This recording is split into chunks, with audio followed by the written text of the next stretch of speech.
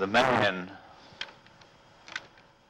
as he looks, if you remove the outer coatings, the 7 layers of skin, and as they display in their posters in India, they say that the centers of energy, called the chakras, run through the body in these locations. And that's why acupuncture and other ancient methods of correcting the energy flow throughout the human body, which is based on a basic energy, the frame that we use to hold the body up, is an amazing balance when you see yourselves as we really are at the base. And then we decided to layer in so we could exist in form on this planet. So we had to have a vehicle to move around, to be able to pick up a needle, and a skull to protect our brain and the rest of us from being broken or damaged. And the spinal cord at the base of the spine is the key, and there is the energy of what they call the Kundalini, the sleeping serpent, the energy at the base of the spine that we build up and goes up the spinal cord into the brain, which is part of. That's why if you cut off the spine at the back of the neck, the entire body is paralyzed because your transmission system has been cut off at that point.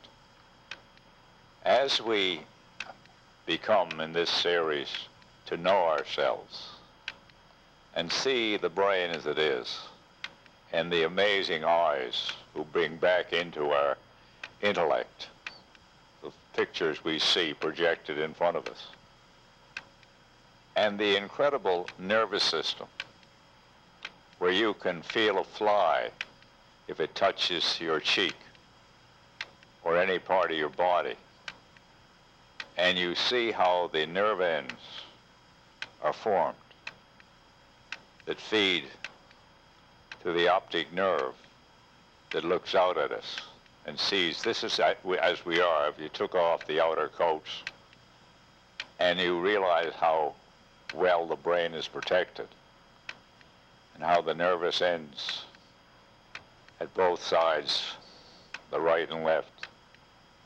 And we really are an incredible entity, and divinely so.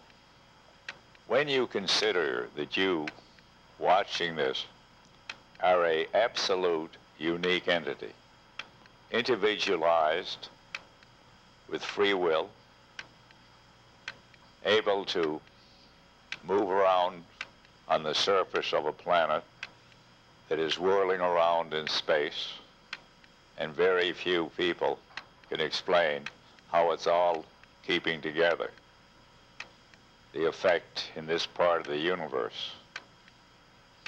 As we explore, as adventurers, as seekers of what else is there to know, as we move beyond different levels of consciousness, as we realize you cover the skeleton with the beautiful face of a woman carrying a small child. And this is how we are, how we reproduce. How we reproduce ourselves through love, through the desire to expand. And every mother is well aware of the joy and the wonder when that little child comes into this universe, and the final coverage over our skeleton that makes us so beautiful to look out on the wonders of this universe and to experience it and to feel it and to sense it and to emotionally be involved in it with the wonder of the covering we have over our body, our temple. As we conceive the inconceivable, that everything is energy, everything is in constant motion. Our bodies are made up of trillions of atoms revolving and neutrons. So as we ask ourselves, what is education? What can television on the satellite coming down as this is, covering Mexico, Bahamas, Cuba, Canada, United States, if you have a dish to receive it, campers, the wealthy in their yachts with small dishes, coming down, finding among the 250 channels substance, asking the question, what is education? If we go back to Egypt, where it is always assumed that the pharaohs and accepted were a different species, and their hats projected this because their skulls were twice the size of the human skull, which brain is approximately 58 ounces. So if we can conceive that on this planet was a much higher race, we have accepted Darwin's theory of evolution, that we came from monkeys. And once you accept an explanation, you stop looking,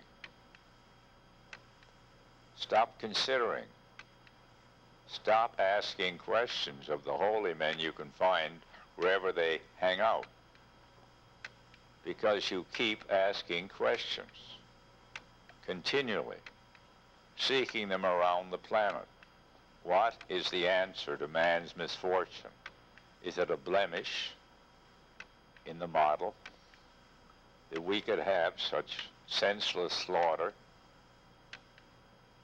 Have we such a small skull from the previous ancestors who wanted to look more beautiful, so reduced over eons the size of their skull and condense the brain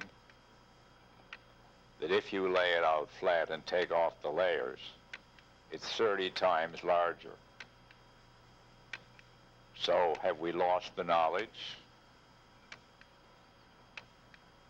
Have we stopped seeking? Have we stopped caring?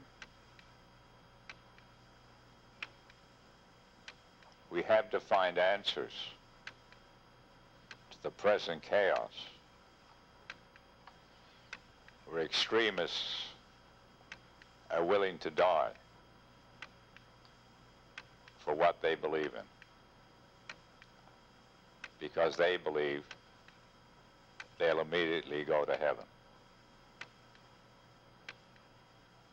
It'll be a different heaven that they ever conceived by their slaughter of children.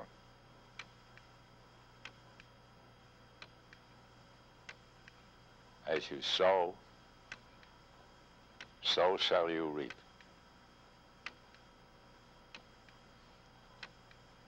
As we attempt to simply raise the consciousness, we see ourselves, whether we're Protestants or Roman Catholics, Hindi, Muslims, Judeans, whatever religion, we all accept the premise that there's one God. The Hindus talk about gods with a small g, that every kingdom has, every animal. There's a God in charge of that kingdom. We use the word God as a unity factor, permeating everything. At the supreme God level, my Father and I are one. We are a miniaturization of that consciousness, unfolding, growing, becoming. The eternal journey has no ending. We are simply in eternity. It continues indefinitely. Our lives previously continue with consciousness, awareness. But over the eons, what they call the fall of consciousness, when it became convenient to destroy the books, destroy the monuments, to destroy any memory of a higher race. Destroy, destroy, and destroy. And the barbarians entered Rome and proceeded to destroy everything, particularly knowledge. If you grow up unable to read or write English, because English only has 26 symbols, 26 letters, and those 26 letters make it possible for all of us who speak English, who think English, to operate with the maximum communications, unencumbered with emotionalism. It is no accident that English is the key language around this planet. Talking straight, using the 26 symbols properly, honestly, but realizing that behind every word has to be the emotional honesty, the intent, and the motivation. Because people can use words untruly to deceive and then rationalize. The knowledge unfolding now into the minds of millions and millions of young people with their own laptop. And it was Gandhi who reminded us of passive resistance. If you believe there is a God, you cannot possibly kill another human being.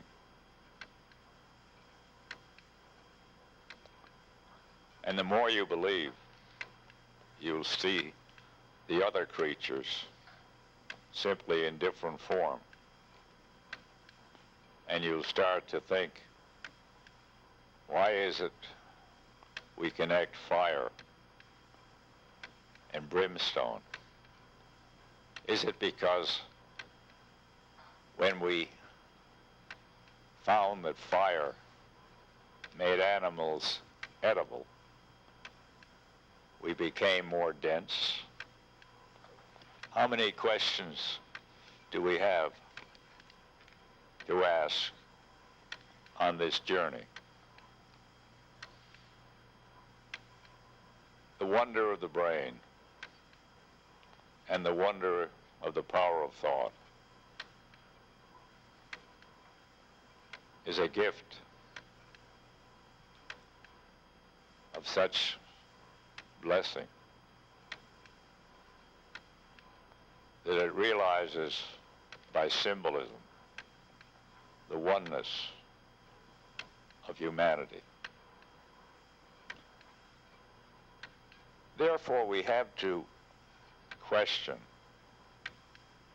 why can man not get it together? Why do we have the Crusades for 2,000 years totally on a religious rampage? But the bottom line and the motivation is questionable. To change humanity, each man must change himself. The disciple and the disciplinarian and the savior is yourself.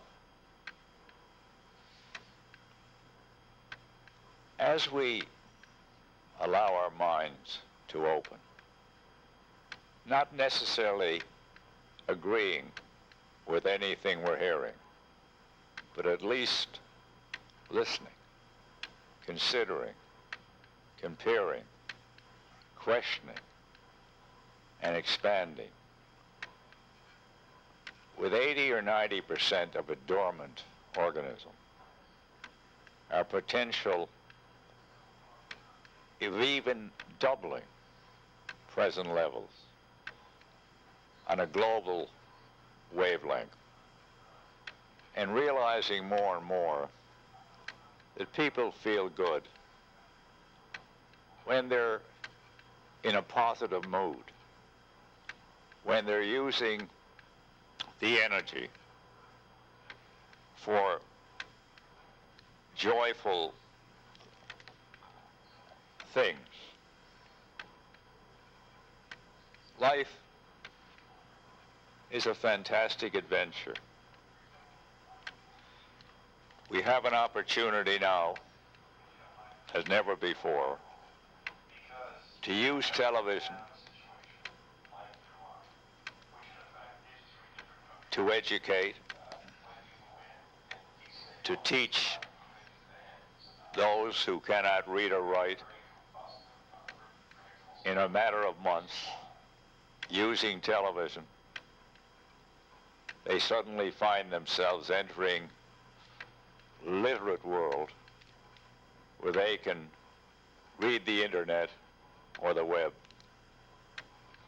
read the footnotes, but most important, read and therefore activate the brain, as we do when we start to expand our education, particularly reading profound material.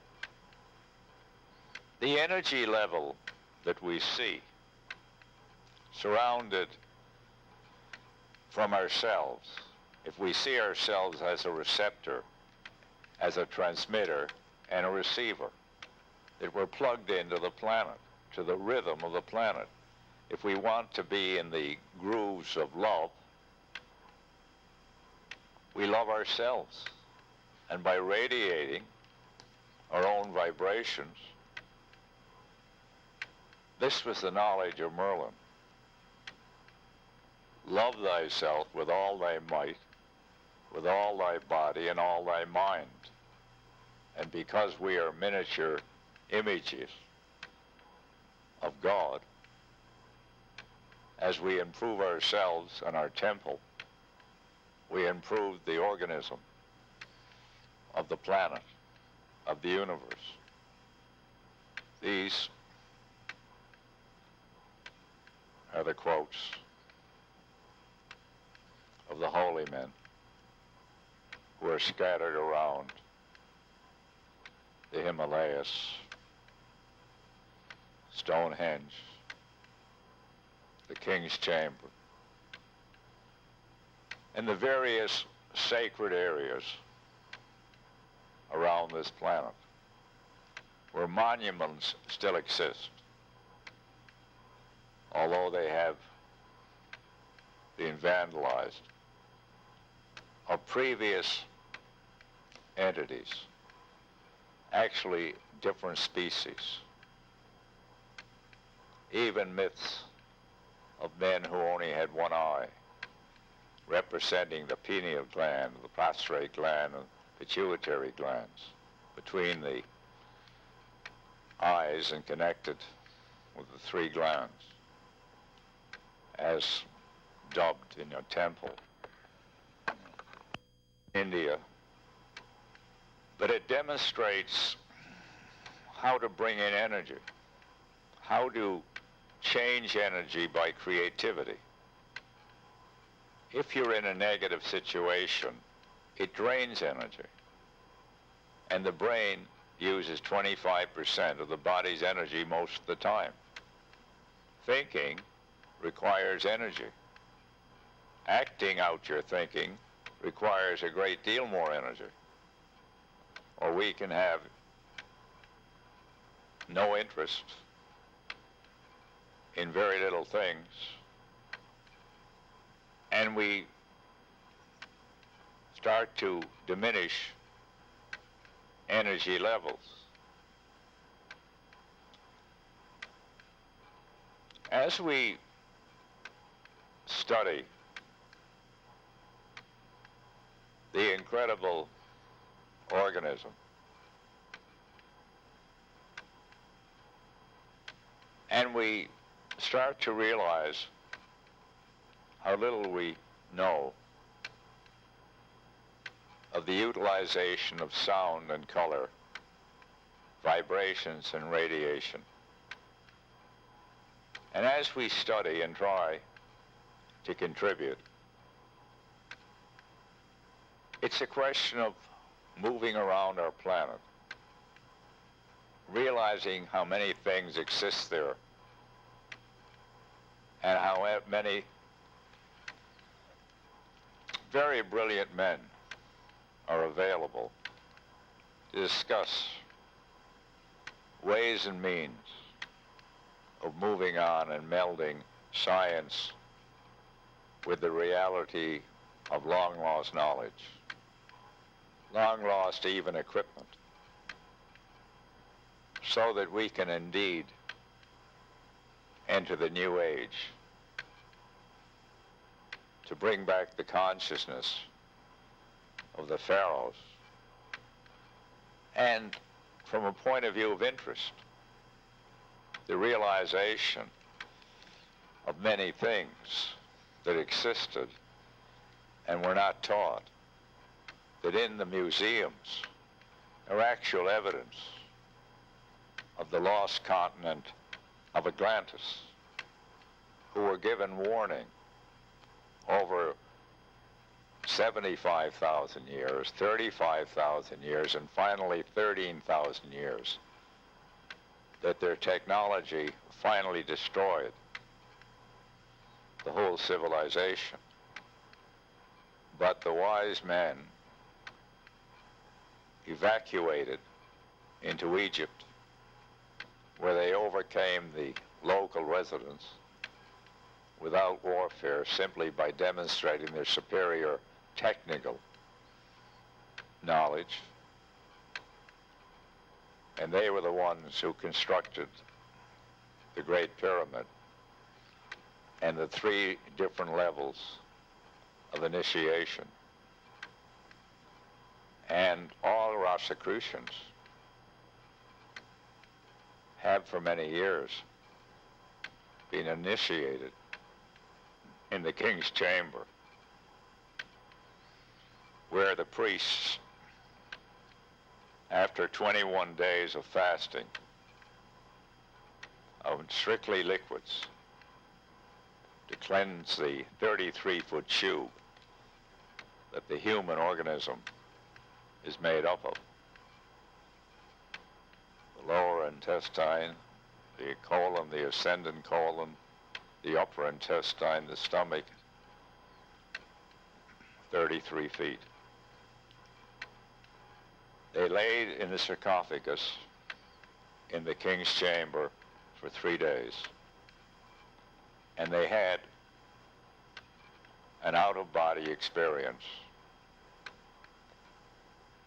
So they were able to go from the fourth dimension back into the third dimension, and therefore no longer had any illusions or doubt that the body was a separate part of themselves, but they were capable of leaving the body, as happens after death, and back in returning after 10 years. 10 years of training by the Essenes, and then 3 years of oral teachings, ending up in the king's chamber of the Great Pyramid in Egypt. The amount of knowledge or energy that anyone is willing to expand depends totally on many elements as we grow up. The elusive word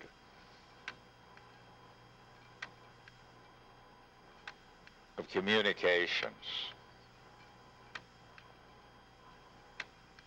In every school, confidence and the building of confidence should be a prime part of the curriculum after reading and writing had been perfected.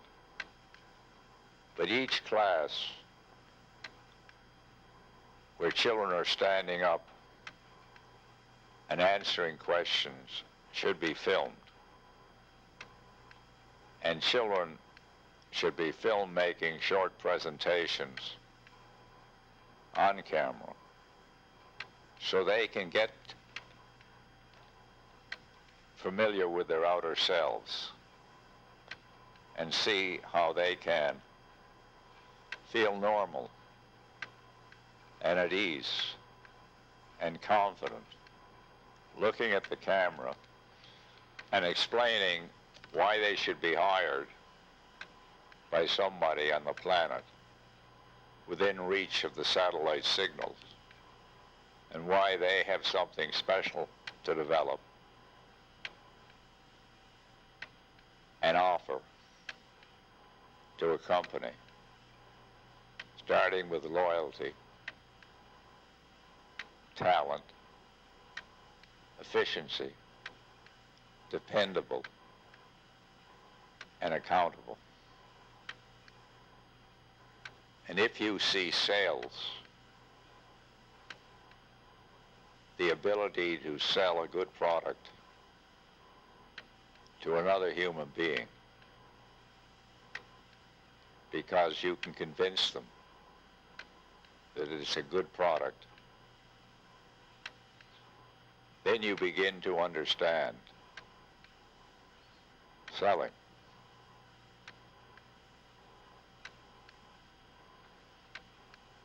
As we look at the face